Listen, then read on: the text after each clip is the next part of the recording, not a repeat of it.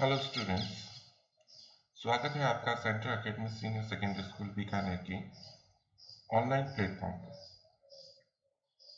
Students, पिछली जो हमने लेक्चर देखा था उसमें हमने चैप्टर स्टार्ट कर दिया था वेक्टर का।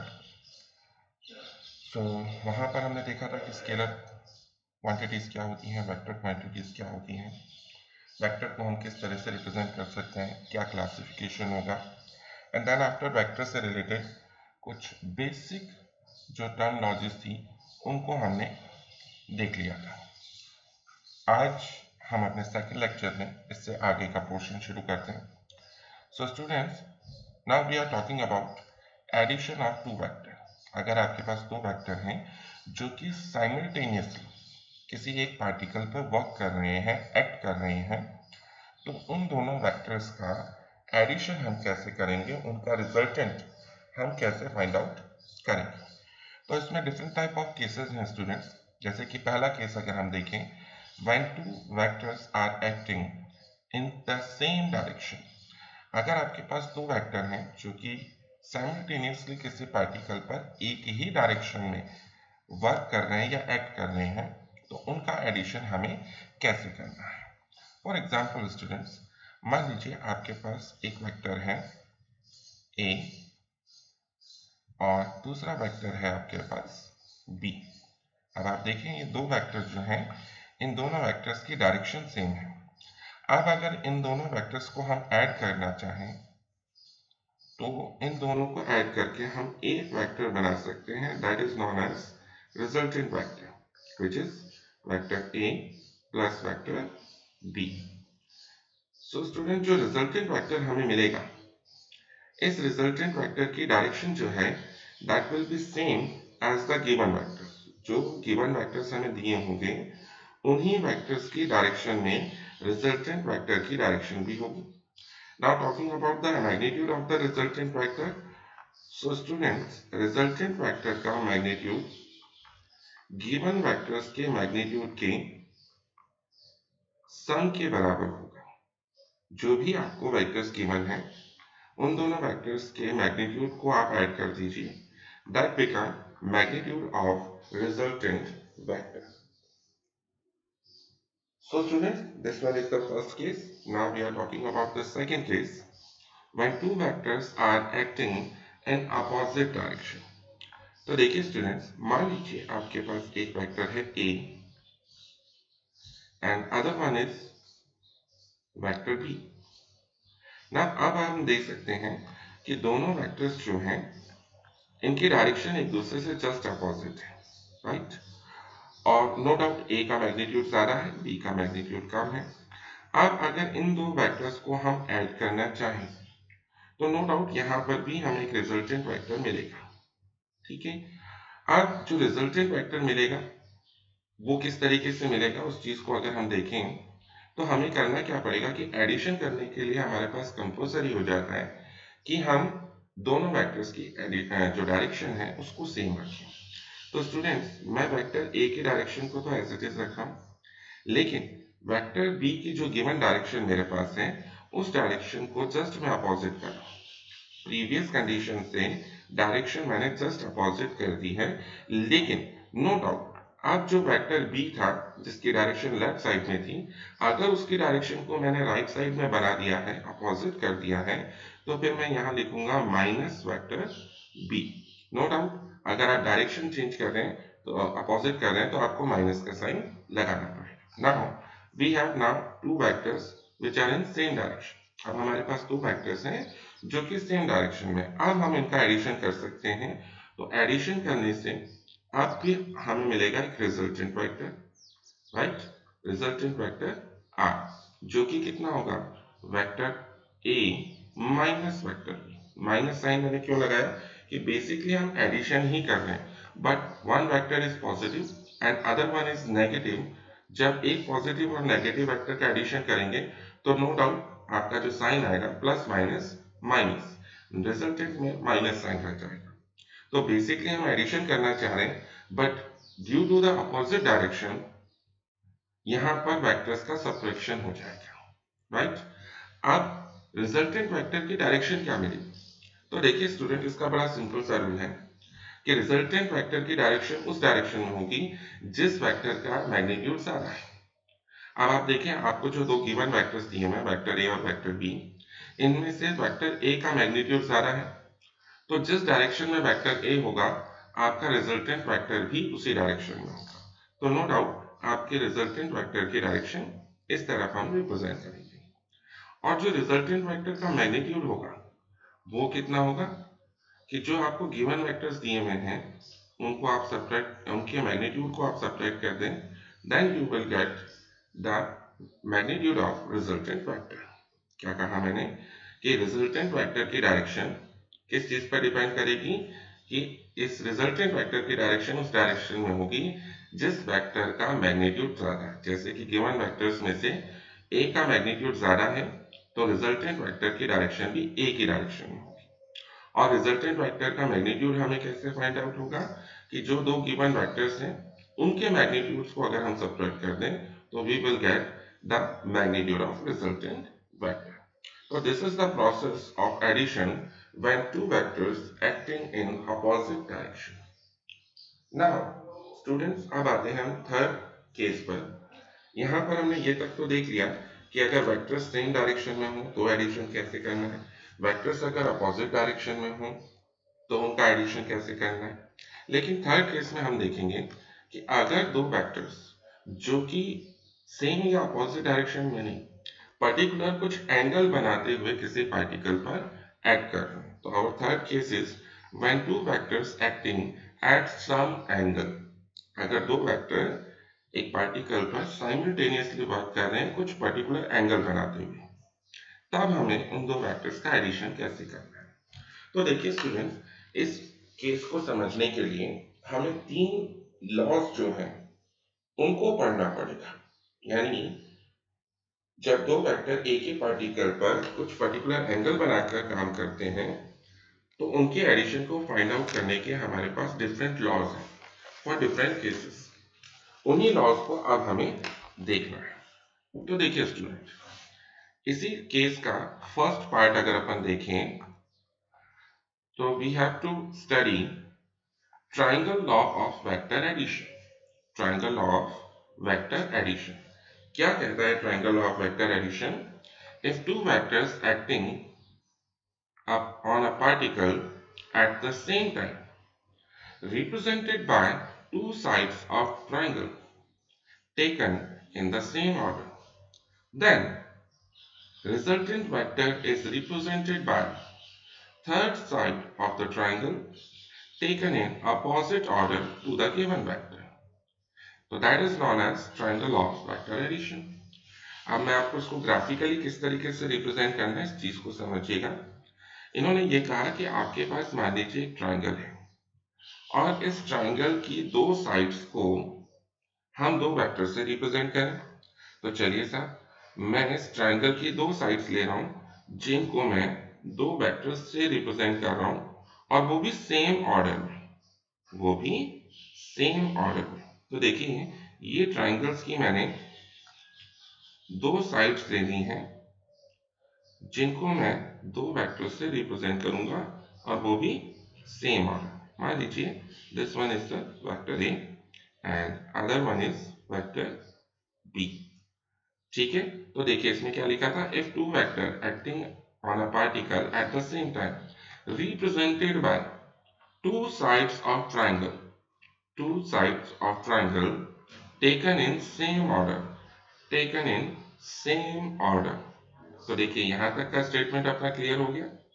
Then resultant vector is represented by third side of the triangle. अब अगर इन दो वेक्टर्स का हमें रिजल्टेंट वेक्टर चाहिए तो हमें क्या करना है कि इस ट्राइंगल की जो थर्ड साइड होगी स्टूडेंट्स, ये वाली, that third side of this triangle will represent the resultant vector, so it become your resultant vector। अब इस रिजल्टेंट वेक्टर की डायरेक्शन के लिए हमारे पास क्या स्टेटमेंट है, देखिए, taken in opposite order to the given vector. जो वेक्टर्स हमें दिए गए हैं उन वेक्टर्स की जो भी डायरेक्शन है उससे जस्ट अपोजिट ऑर्डर में, जस्ट अपोजिट ऑर्डर में हमें रिजल्टेंट वेक्टर मिलेगा। देखिए गिवन वेक्टर्स की डायरेक्शन इस तरीके से जा रही है, इस ऑर्डर में चल रहे हैं, और रिजल्टेंट वेक्टर हमें अपोजिट ऑर्डर में बनाना है, दैट मीन्स इस तरीके से। तो आप देखिए गिवन वेक्टर जा रहे हैं इस ऑर्डर में और रिजल्टेंट वेक्टर आ रहा है अपोजिट ऑर्डर में। तो that is known as triangle law of vector addition. एक बार मैं वापस रिपीट कर रहा हूं स्टूडेंट्स, अगर किसी ट्रायंगल की दो साइड्स को हम दो वेक्टर्स से रिप्रेजेंट करें जो कि सेम ऑर्डर में हो, तो इस ट्रायंगल की थर्ड साइड को हम रिजल्टेंट वेक्टर रिप्रेजेंट कर सकते हैं, और इस रिजल्टेंट वेक्टर की डायरेक्शन गिवन वेक्टर्स की डायरेक्शन से अपोजिट ऑर्डर में होगी। That is known as triangle law of vector addition.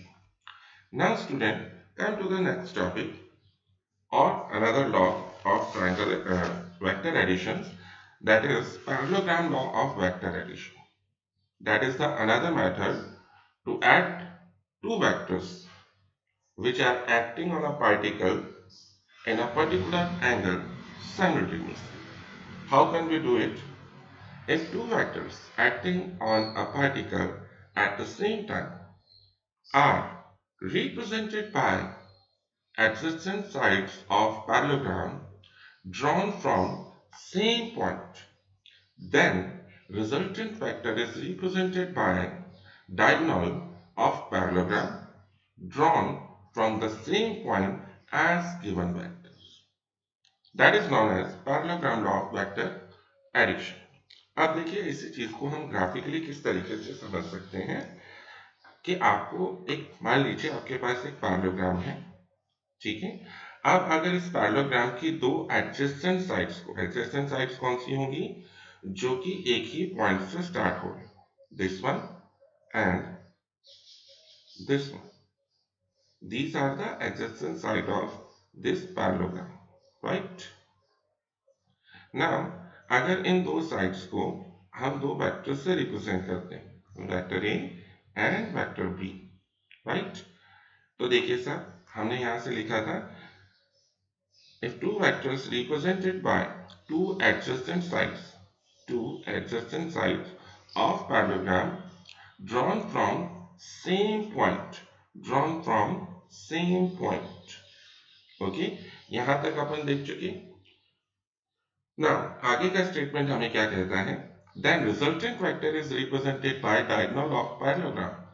तो आपके इस पैरेललोग्राम का जो डायगोनल होगा, this one, this is the diagonal of parallelogram, that will be represent the resultant vector।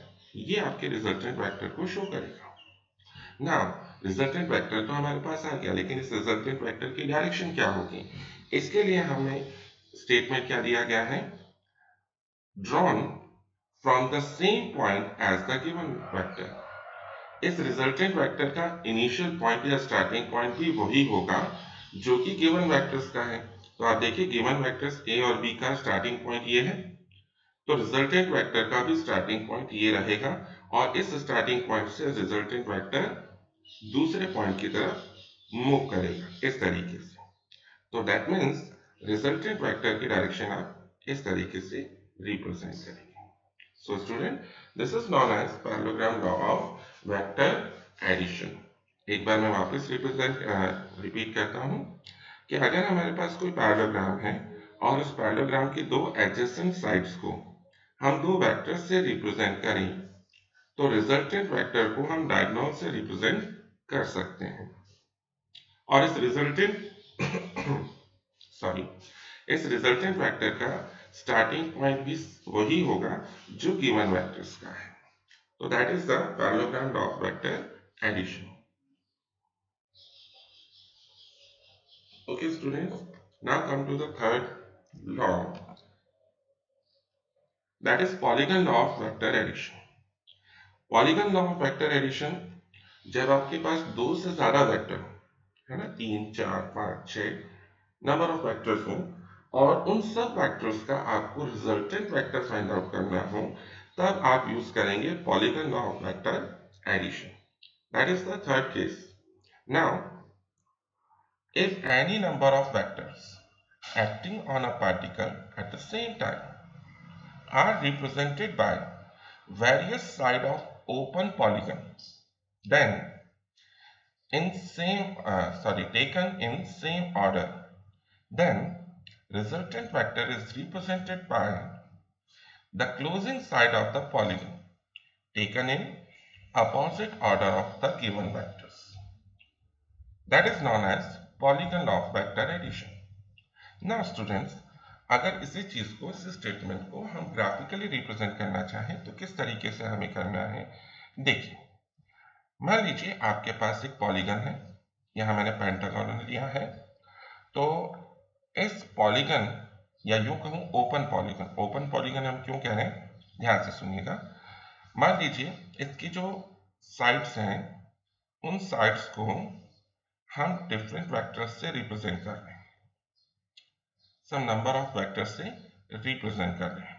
For example मेरे पास 4 वेक्टर हैं और उन 4 वेक्टर्स को मैं इस पेंटागोनल की 4 साइड्स के थ्रू रिप्रेजेंट कर रहा हूं, कुछ इस तरीके से देखिए, और वो भी सेम ऑर्डर में। ये हो गया मेरे पास वेक्टर ए, ये हो गया vector B, this one is vector C and this one is vector D, right. तो मेरे पास 4 वेक्टर थे और इन 4 वेक्टर्स को मैंने पॉलीगन की ओपन पॉलीगन क्योंकि इसकी जो लास्ट साइड है वो अभी हमने नहीं बनाई, तो this is known as open polygon. तो ओपन पॉलीगन की जो डिफरेंट साइड्स हैं उनको हमने डिफरेंट वेक्टर से रिप्रेजेंट कर दिया है, वो भी सेम ऑर्डर में। Got my point students? Now अब ये जो पॉलीगन है इसकी जो क्लोजिंग साइड होगी, ये वाली, this one is the closing side of the polygon. ये क्लोजिंग साइड ऑफ पॉलीगन हमें रिजल्टेंट वेक्टर प्रोवाइड करेगी। देखिए this one is the resultant vector. अब बात आती है कि रिजल्टेंट वेक्टर की डायरेक्शन क्या होगी। तो देखिए स्टूडेंट्स, जो वेक्टर्स हमें दिए गए हैं जो वेक्टर्स हमें दिए गए हैं उनकी जो भी ऑर्डर है उस ऑर्डर से जस्ट अपोजिट ऑर्डर में हमें रिजल्टेंट वेक्टर मिलेगा।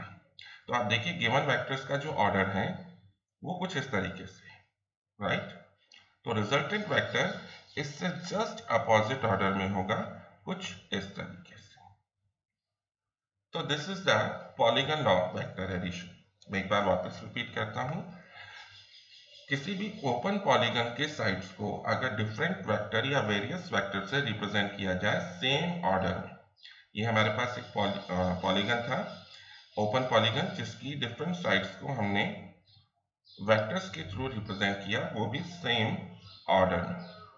तो रिजल्टेंट वेक्टर जो होगा उसे हम क्लोजिंग साइड ऑफ पॉलीगन की जो क्लोजिंग साइड होगी उससे रिप्रेजेंट करेंगे, और रिजल्टेंट वेक्टर की डायरेक्शन गिवन वेक्टर्स की डायरेक्शन के ऑर्डर से जस्ट अपोजिट ऑर्डर में होगी।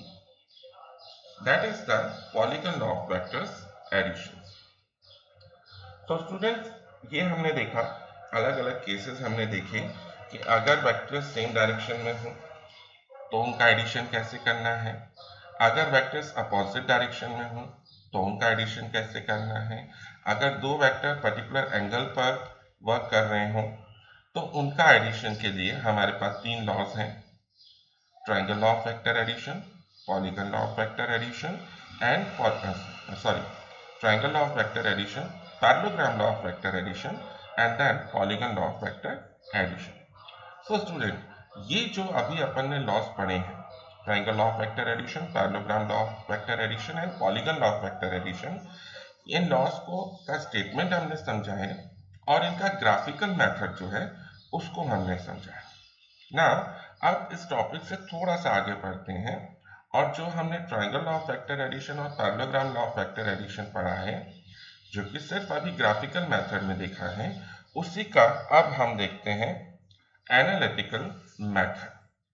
अब इस टॉपिक में वापस से हम triangle law of vector addition को ही देखेंगे, लेकिन मैथमेटिकल एक्सप्रेशंस के साथ। दैट मीन्स हम यहाँ फाइंड आउट करना चाहते हैं कि triangle law of vector addition के स्टेटमेंट से हमें ये तो पता लग गया कि रिजल्टेंट वेक्टर जो है वो किस डायरेक्शन में होगा और किस तरीके से बनेगा। लेकिन इस मेथड में हम ये फाइंड आउट करना चाह रहे हैं कि जो रिजल्टेंट वेक्टर हमें मिलेगा उसका मैग्नीट्यूड कितना होगा। जो मैग्नीट्यूड हमें मिलेगा रिजल्टेंट वेक्टर का वो किन किन फैक्टर्स पर डिपेंड करेगा।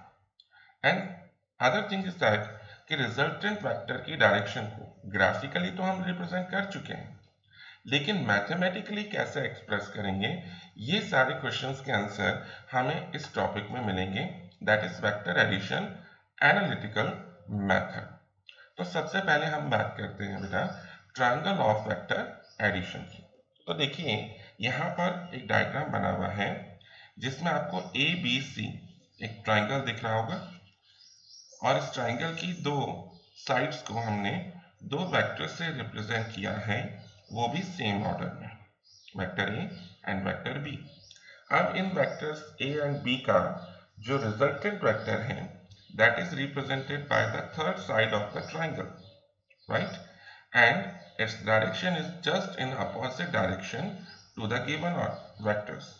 Given vectors की just opposite order में आपका resultant vector भी आपको दिख रहा होगा। तो triangle of vector addition यहाँ पर भी लग रहा है। अब resultant vector का magnitude find out करने के लिए हमने इसी चीज को थोड़ा सा modify किया। हमने इस पॉइंट बी से एक स्ट्रेट लाइन ड्रॉ करी और पॉइंट सी से भी एक स्ट्रेट लाइन ड्रॉ करी, और ये दोनों लाइंस पॉइंट डी पर बनी। बेसिकली इसको एक्सटेंड करने का रीजन ये है कि हमने यहाँ पर एक राइट एंगल ट्रायंगल बनाने की कोशिश करी है जिससे कि हम इस पर पाइथागोरस जो है वो लगा सकें। तो देखिए स्टूडेंट, यहाँ पर आपको एक राइट एंगल ट्रायंगल दिख रहा होगा ए डी सी।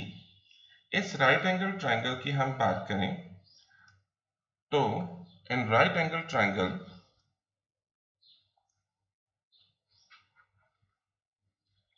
ADC, इस राइट एंगल ट्रायंगल में सिंपल पाइथागोरस हम लगाएं, that means perpendicular square is equals to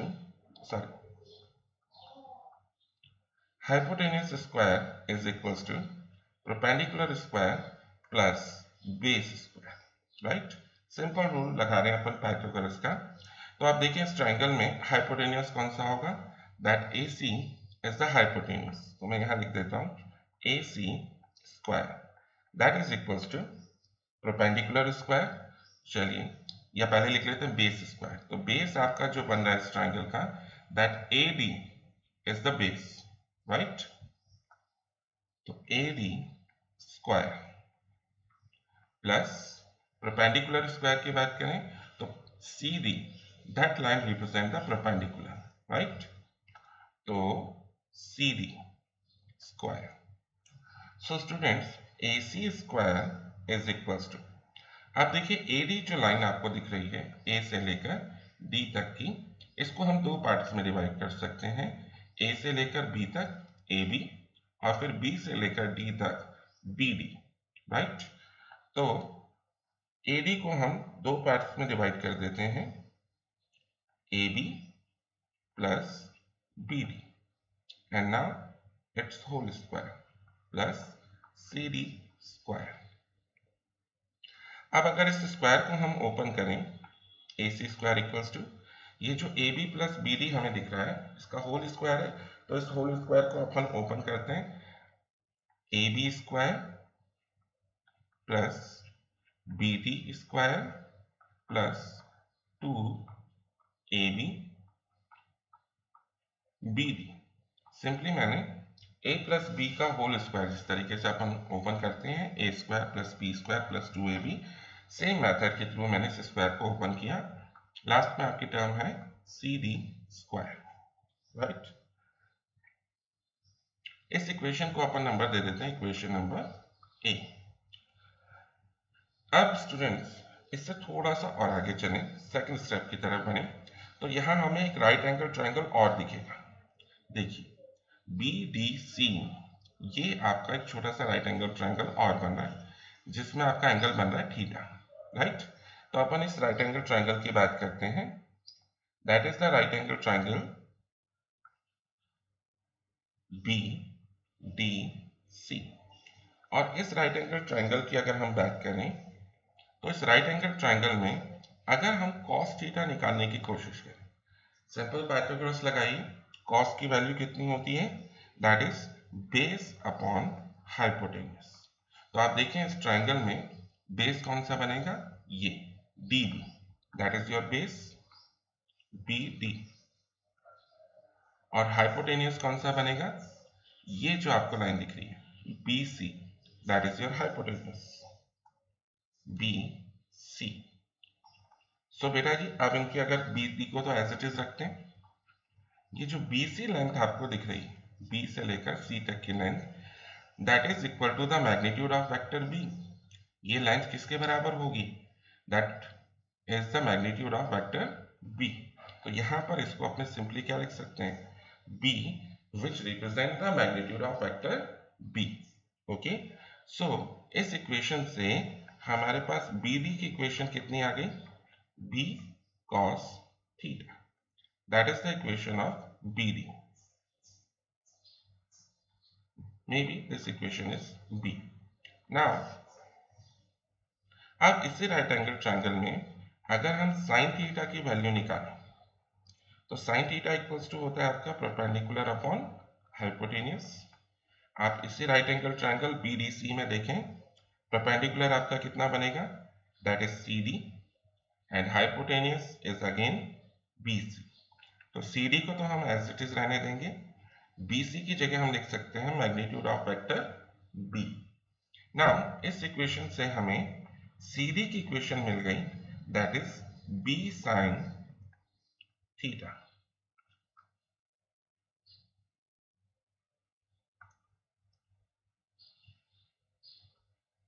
इस इक्वेशन को अपन बना लेते हैं इक्वेशन नंबर C। ओके, तो देखिए स्टूडेंट्स यहां पर हमारे पास तीन इक्वेशन आ गई, equation A, B and C। हमें करना क्या है, इक्वेशन B और C में से BD और CD की वैल्यू पिक करनी है और आप देखिए इक्वेशन A में पुट करनी है। यहां पर आपको BD दिख रहा है और CD भी दिख रहा है, राइट। तो इन दोनों की वैल्यूज अपने को इक्वेशन B से पिक करके इक्वेशन A में रखनी है। तो आप देखिए, नाउ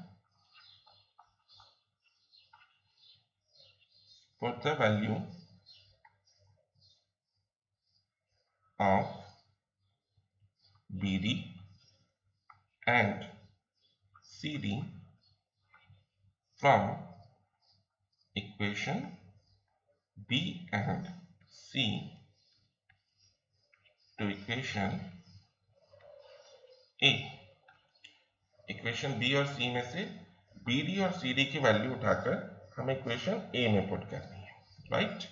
तो देखिए स्टूडेंट्स इक्वेशन A में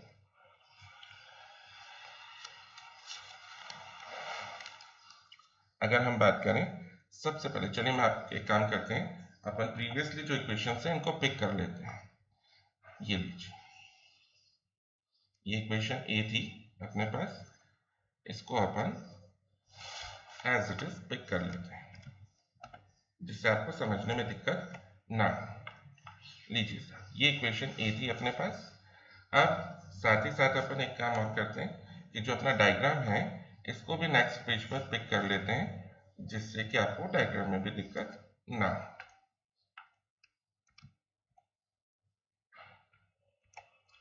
लीजिए, ये डायग्राम भी आपके सामने आ गया। ओके, नाउ अब इस डायग्राम और इस इक्वेशन को अपने को कंप्लीट करना है। सबसे पहले अपने पास लेंथ आ रही है AC। तो देखिए A से लेकर C तक की जो डिस्टेंस है that is represented by vector R। तो यानी AC को हम लिख सकते हैं magnitude of vector R, magnitude of vector R। तो देखिए सर यहां पर अपन R लिखेंगे AC की जगह, स्क्वायर है तो स्क्वायर इक्वल्स टू, फिर आ रही है आपके पास लेंथ AB। तो A से लेकर B तक की जो लेंथ है that represent the magnitude of vector A। तो हम यहाँ पर लिखेंगे A स्क्वायर प्लस BD की इक्वेशन अपन निकाल चुके हैं इक्वेशन नंबर 2 B में, that is B cos theta. That is the equation of B D. अब यहाँ स्क्वायर है तो हम यहाँ लिखेंगे B square cos square plus 2 A B की जगह हम लिखेंगे ए और बी डी की जगह लिखेंगे बी कॉस थीटा प्लस अब आ रही है सी डी। सी डी की वैल्यू अपन ने इक्वेशन नंबर सी में निकाली थी, that is B sine theta. ये तो वैल्यू हो गई सी डी की। अब सी डी का स्क्वायर है तो नो डाउट बी स्क्वायर और साइन स्क्वायर थीटा, राइट। तो अपन ने इक्वेशन बी और सी की वैल्यू पुट कर दी है इक्वेशन नंबर ए में, और साथ ही साथ डायग्राम से जो वैल्यूज हमें पिक करनी थी वो हमने पिक करी है। ना स्टूडेंट्स ध्यान से देखें तो एक ये टर्म देखिए और एक ये वाली टर्म देखिए। इन दोनों टर्म्स में बी स्क्वायर आ रहा है तो नो डाउट इस बी स्क्वायर को मैं कॉमन ले सकता हूँ, तो यहाँ लिखेंगे ए स्क्वायर प्लस इन दोनों टर्म्स में से बी स्क्वायर मैंने कॉमन ले लिया, remaining part is sine square theta plus cos square theta, right, and last term is 2ab cos theta. Now यहाँ पर आपकी एक ट्रिग्नोमेट्रिकल इक्वेशन बन रही है sine square theta plus cos square theta and that is equals to 1। तो इस value को अगर मैं 1 रख दूं तो आर स्क्वायर की जो इक्वेशन बनी that is A square plus B square plus 2ab cos theta, right. अब अगर इसी इक्वेशन से मैं आर की वैल्यू बना दूं तो मेरे पास आएगी अंडर रूट, यानी इस पूरी इक्वेशन का मैं अंडर रूट कर रहा हूं तो इस आर स्क्वायर का अंडर रूट आर, और जो राइट हैंड साइड पर जो पूरी इक्वेशन है इसका भी अंडर रूट हो जाएगा, तो under root A square plus B square plus 2ab cos theta.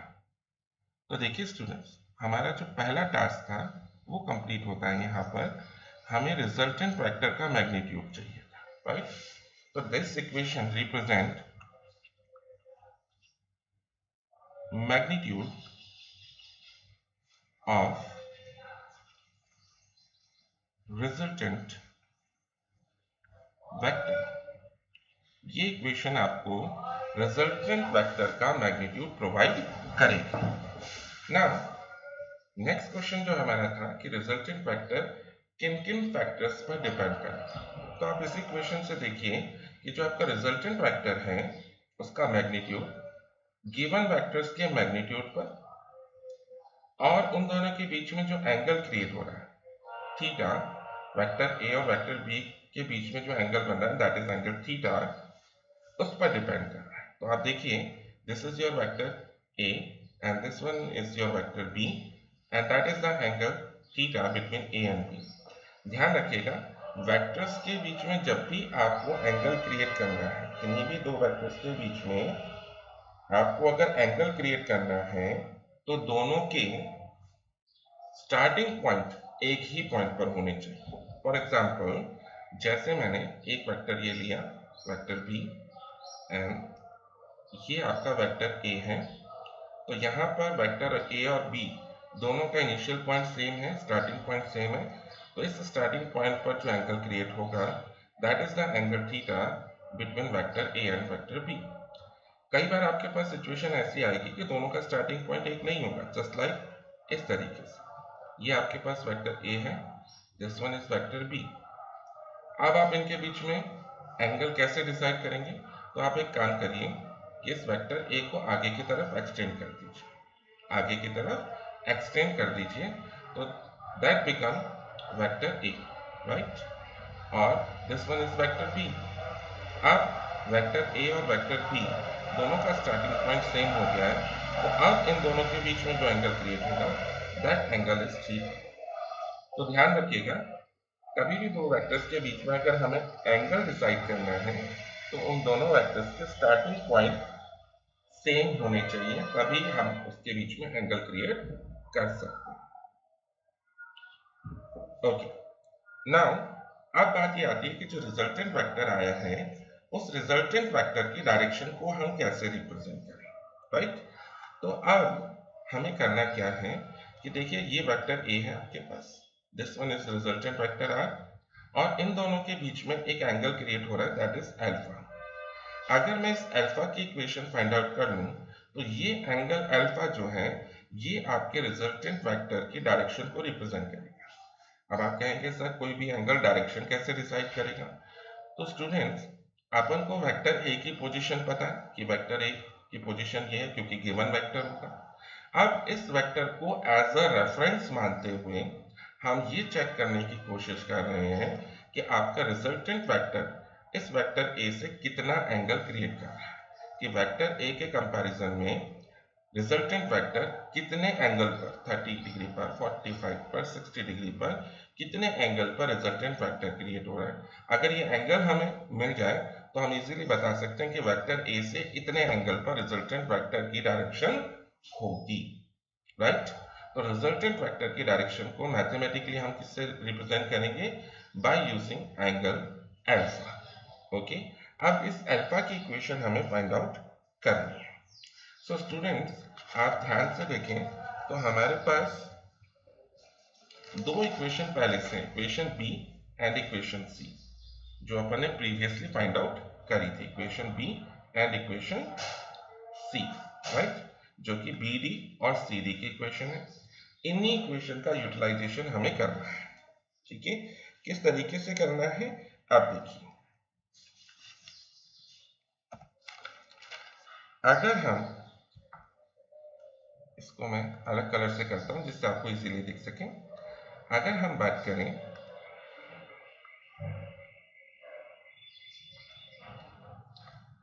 Right angle triangle ADC, right angle triangle ADC की हम बात कर रहे हैं, कौन सा? ये बड़े वाला एडीसी। इस राइट एंगल ट्रायंगल की बात कर रहे हैं जिसमें एंगल क्रिएट हो रहा है अल्फा। तो इस ट्रायंगल में अगर मैं tan अल्फा की वैल्यू निकालना चाहूँ तो tan alpha equals to tan की वैल्यू पाइथागोरस में कितनी होती है? Perpendicular upon base. तो यहाँ पर आपका परपेंडिकुलर कौन सा बनेगा? दैट इज सी डी, और बेस कितना बनेगा? A D, right. So tan alpha is equals to, C D को मैंने एज इट इज रख दिया, और जो डिस्टेंस या लेंथ आपकी है ए डी, इसको मैं दो पार्ट्स में डिवाइड कर दूंगा, ए से लेकर बी तक ए बी, और फिर बी से लेकर डी तक बी डी। तो देखिए, इसको अपन लिख सकते हैं A B plus B D, right. So students, sorry, tan theta नहीं लिखेंगे, tan अल्फा।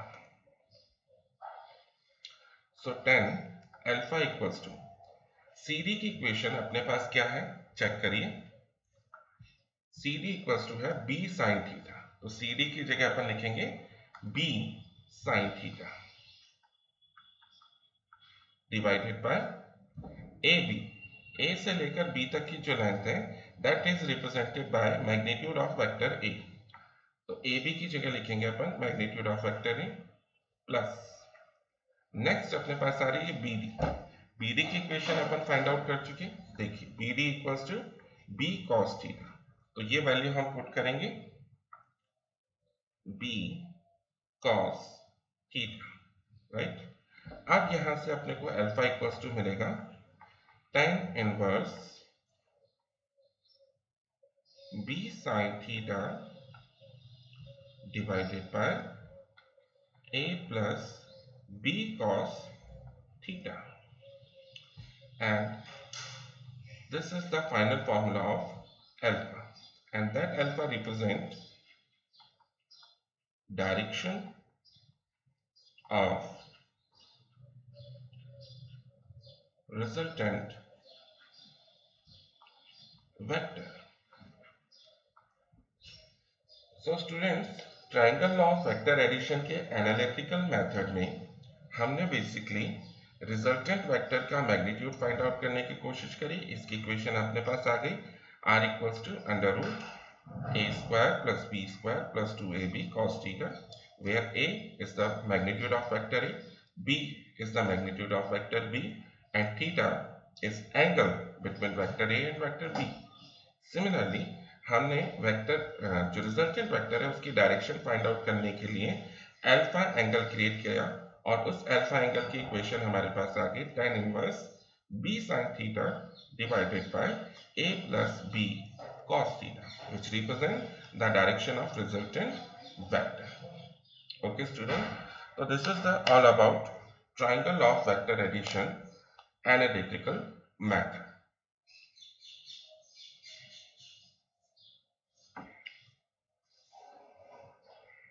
So students, आज अपन इस वीडियो को यहीं कंप्लीट करते हैं। नेक्स्ट जो वीडियो आएगा, जो थर्ड पार्ट आएगा आपके वेक्टर का, उसमें हम देखेंगे पैरेललोग्राम ऑफ वेक्टर एडिशन का एनालिटिकल मेथड, और एक नई चीज देखेंगे, क्योंकि अभी तक अपन ने वेक्टर्स का एडिशन किया है।